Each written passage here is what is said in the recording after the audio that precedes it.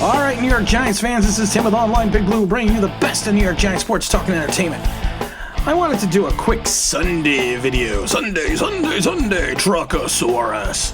Why? Because I keep seeing all these articles and all these predictions that Curtis Samuel is coming to the Giants. I see it on Twitter. I see it on ESPN, Pro Football Focus. The wonderful Bible of football, Pro Football Focus, has ordained him going to the Giants. I personally don't see it, and I don't like it. And I'm going to go through a couple of reasons why, and they're not going to be – he's not a bad player, but I spoke to a friend who has been a season ticket holder of the Carolina Panthers since their inception. You know, going back to the day.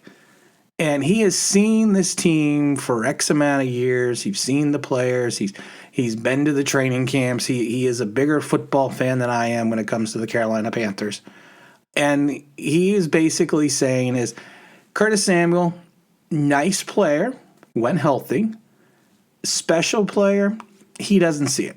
And he gave me a couple reasons why. And I was like, okay, I'm very interested in knowing that because Giant fans are always very, excited about players. So I asked him, so what's the assessment in Carolina? Early in a career, his assessment was, of course, that he couldn't stay on the field. He was hurt basically in both 17 and 18. He ran a full season in 19, and he played almost all the games in 2020. But the one thing that it stood out to my friend is he's never consistently starting. He only started out of a possible 53 games. He's only started 32. And in 2020, he only started 5 games. Now, he built up more of a simpatico relationship with Teddy Bridgewater than he ever did with Cam Newton, which is great because, you want to have that relationship between wide receiver and quarterback. But he never felt that he is that go-to guy. He is that number one receiving option. He is that difference maker. And he has never felt that way, my friend, watching him play for 4 years for the Carolina Panthers. And I never really looked at his stats. And if you actually look at his stats, they're okay. In 4 years, he's got 185 receptions, 2,087 yards at 11.3 yards and 14 touchdowns. So, that's not great numbers. They're not, there's nothing that's earth-shattering. His longest career reception is 53 yards. And then if you go by season, it's 23, 53, 44, 44 yards. He averages about his catch ratio. I always like catch ratio because I think that gives him more of a perspective. He's about 63%. He did have a good season last year at 79.4%, which is very high for a wide receiver. But again, he never started. He's never really started for the Panthers. And if you take a look at him, and my friend said this best, you would think he would have this explosiveness. And he really doesn't. He said he did early in a little bit in 17 and 18, but it really hasn't transitioned over in 19 and 2020. He actually rushed the ball 41 times because they were kind of rushing out of necessity after they lost McCaffrey. But he rushed 41 times for 200 yards for 4.9 yards a carry. He did have a 45-yard run, which is fantastic, but he also had 2 touchdowns to go with that. So he had a total of 6 touchdowns last year. But the explosiveness and that big playability, my friend said it best, he doesn't see it. He said he's a good receiver day in and day out. He's going to be a worker. He's going to get you the yards. But he's nothing that he would say is monumentally special. And he gave me a good example. He said in 19, where he started 15 games, he was targeted 105 times. He only caught 51.4% of his passes thrown his way, for 54 receptions for 627 yards at 11.6 yards a catch for 6 touchdowns. That's not explosive. That's not the big playability that we need for Daniel Jones. I know everyone's still saying, well, you have Darius Slayton still. Well, we have Darius Slayton. Well, I even said last year, in the beginning of this year, that Darius Slayton, if the league adjusts to him, which they did, they are going to then be able to pick up on his tendencies, and he has to adjust. And he has not readjusted yet to the league adjusting to him, and I think he will. I think he'll solve his problems But then I thought to myself, well, we're going to get rid of Golden Tate. We also have Sterling Shepard. Sterling Shepard, if you look at the comparison to Curtis Samuel, are very similar players.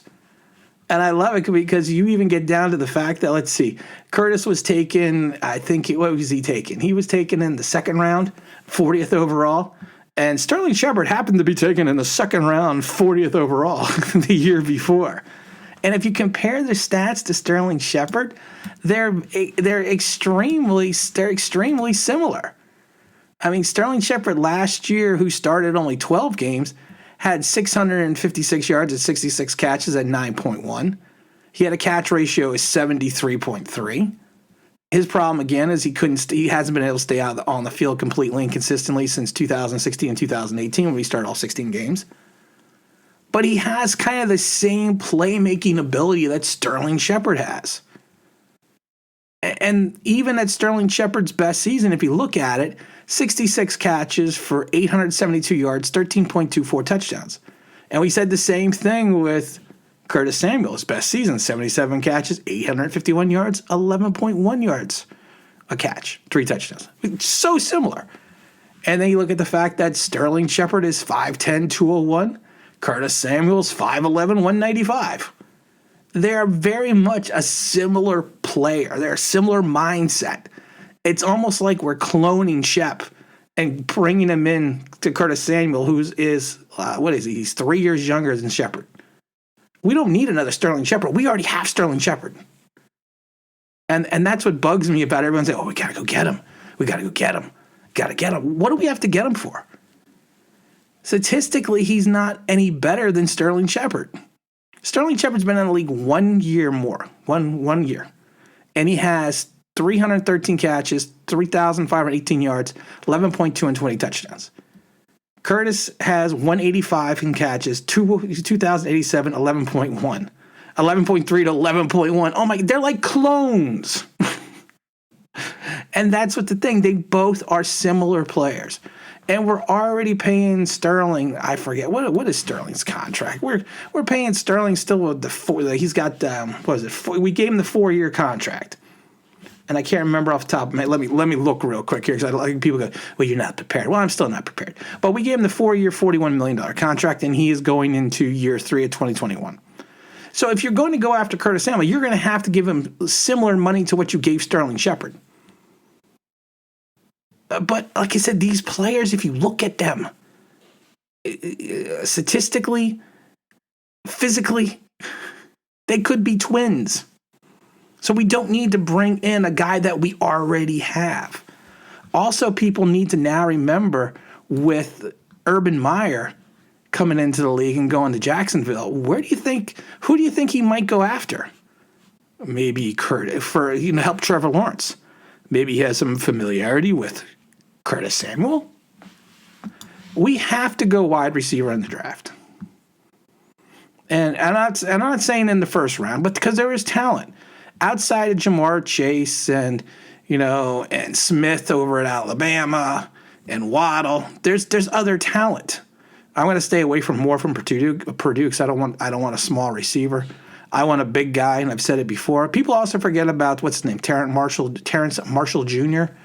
And then like I said, I like Bateman out of Minnesota. Then you also got the kid, what is his name, St. Brown out of USC. I haven't done my draft homework yet, but you also got the big kid out of Ohio State, and you got Wallace out of Oklahoma State. So there are going to be guys, and got the kid from Wake Forest. There's going to be guys in this draft that we can get in the second round that could potentially have the same ability and same talent as Curtis Samuel. And I think that's what we need to look at. I don't think we need to take our money and just dump it down the drain. And I'm saying I should rephrase it. We're not going to dump it down the drain, but we shouldn't give the money to a player who is very similar to the player we already have on the roster. We need a big receiver. We need a guy that is a difference maker. Allen Robinson, we're going to get into that later, but we need someone who can come in here and shoulder the load. Help Daniel Jones, help Saquon Barkley, and help move the ball vertically. And while Curtis Samuel is a good guy, nice player, He's no better than Sterling Shepard. And again, this is Tim with Online Big Blue, bringing you the best in New York Giants sports talk and entertainment. And as always, if you could like, if you could subscribe, if you could ring that bell icon, that'd be awesome.